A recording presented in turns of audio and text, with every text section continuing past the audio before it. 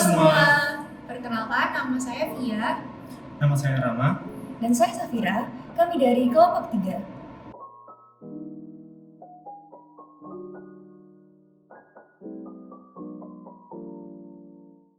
Pada kesempatan kali ini, kelompok kami akan mengusung topik ISO 31000, yang mana ISO 31000 ini merupakan salah satu standar yang digunakan untuk manajemen risiko.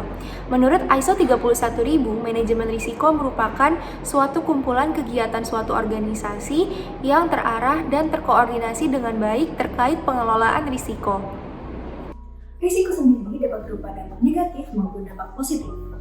Setiap organisasi tentunya memiliki karakteristik maupun keunikannya tersendiri. Hal tersebutlah yang membuat setiap organisasi memiliki jenis-jenis risiko yang berbeda pula.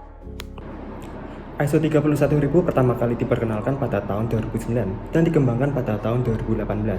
Perkembangan tersebut disebabkan oleh beberapa dorongan. Yang pertama yaitu adanya evolusi pasar, dan dorongan yang kedua adanya perkembangan tantangan terhadap bisnis dan organisasi. Selanjutnya, kami akan menjelaskan terkait prinsip, kerangka kerja, dan proses dari ISO 31000. Berikut ini merupakan prinsip, kerangka kerja, dan proses dari ISO 31000 tahun 2009. Selanjutnya, akan dibahas lebih rinci terkait prinsip, kerangka kerja, dan proses pada ISO 31000 tahun 2018. Perbedaan antara keduanya adalah di tahun 2009 hanya berjumlah 11 prinsip, sedangkan di tahun 2018 prinsip tersebut berkurang menjadi 8. Kemudian di tahun 2009 interaksi hanya berada pada framework dan proses, sedangkan pada tahun 2018 ketiganya telah membentuk siklus loop atau siklus yang telah berulang.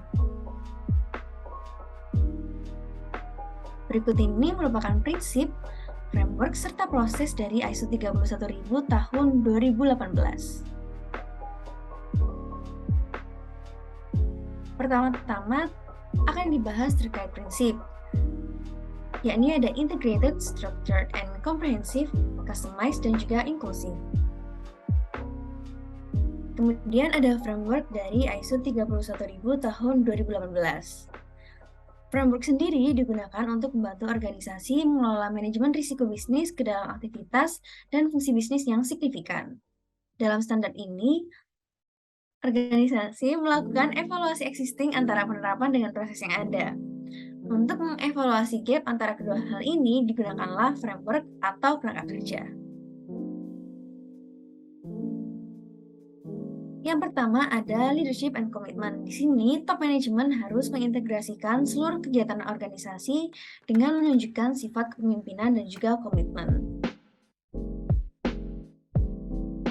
Kemudian, dalam framework integrasi merupakan lanjutan dari framework sebelumnya, yang mana top management wajib mengintegrasikan seluruh kegiatan organisasinya, yang artinya di setiap bagian organisasi tersebut maupun setiap orang yang berada di dalamnya perlu memiliki tanggung jawab untuk mengelola risiko yang dihadapi. Kemudian ada framework design, yang mana dalam perencanaan manajemen risiko ada dua aspek yang perlu diperhatikan, yaitu aspek pemahaman terhadap konteks organisasi dan aspek tata kelola manajemen risiko.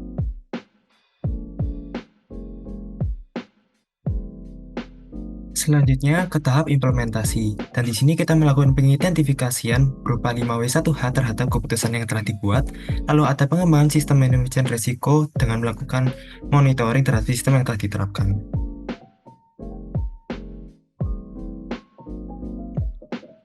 Selanjutnya terdapat evaluation.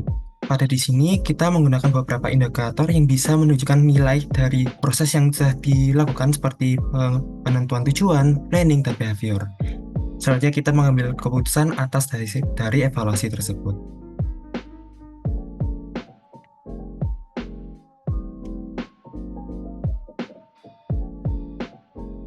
Selanjutnya pada tahap improvement, tahap ini merupakan lanjutan dari monitoring yang ada. Dan dari improvement ini, kita akan melakukan adaptasi lebih lanjut terhadap perubahan internal maupun eksternal. Dan dari situ juga kita akan menilai dari indikatornya apakah itu ada pain point baru atau tidak, dan akan menyesuaikan untuk pengembangan lebih lanjut dan diselaraskan dengan organisasi.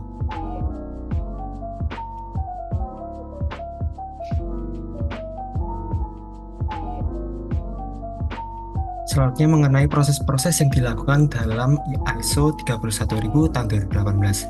Terdapat beberapa prosedur sekuensial yang harus diikuti.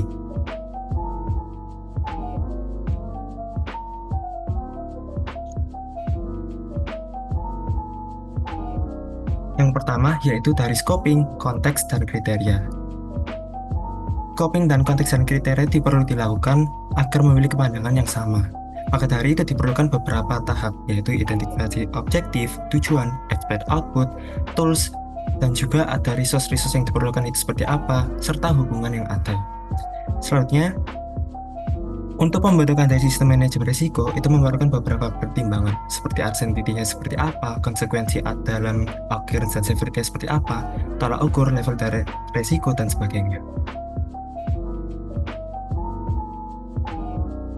Kemudian berikut merupakan proses dari risk assessment. Yang pertama ialah risk identification, yang mana pada tahap ini akan berfokus untuk mencari, mengetahui, serta menilai risiko yang ada dengan tujuan untuk memberikan tindakan preventif dan membantu perusahaan dalam mencapai objektifnya.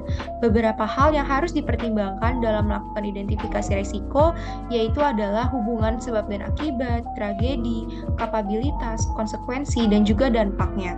Kemudian, ada pula perubahan terhadap internal, eksternal, dan waktu, serta ketersediaan informasi serta pengetahuan.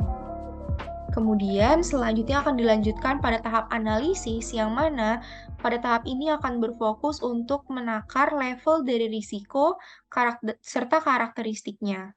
Dapat diidentifikasikan dalam keseringan terjadinya risiko atau frekuensinya, serta konsekuensi yang akan didapatkan, atau kita dapat menyebutnya severity, tingkat kompleksitas, serta hubungan antar risiko, efektivitas dari kontrol yang dapat dilakukan, dan juga sifat dari risiko itu sendiri. Setelah dilakukan analisis tadi, maka kita akan masuk ke tahap evaluation, yang mana pada tahap ini akan dilakukan penilaian terhadap hasil analisa yang perlu dilakukan. Tahap ini akan membuahkan hasil berupa decision making. Dan terdapat beberapa hasil evaluasi yang akan dimulai dari yang pertama, melakukan tindakan pengembangan, melakukan risk treatment, melakukan analisa lebih lanjut, serta yang terakhir ialah rekalkulasi objektif. Kemudian ada risk treatment, yang mana merupakan hal yang dapat dilakukan untuk menghindari risiko dan tidak melakukan aktivitas terkait, memanfaatkan kesempatan dengan meningkatkan risiko, eliminasi sumber risiko, mengubah potensi terjadi risiko, dan juga mengurangi konsekuensi serta risk transfer. Lalu akan ada proses recording dan reporting, di mana tahapan ini berfokus untuk dokumentasi sebagai komunikasi dari aktivitas dan output manajemen risiko, informasi tambahan untuk decision making, dan juga improvisasi manajemen risiko. Adapun berikut merupakan beberapa faktor yang perlu dipertimbangkan dalam aspek reporting, seperti membedakan informasi tiap level dari stakeholder, pencatatan cost, frekuensi, dan juga timeline, metode dari reporting itu sendiri, serta relevansinya dari informasi ke objektif organisasi.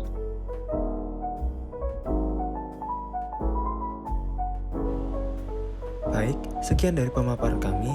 Terima kasih.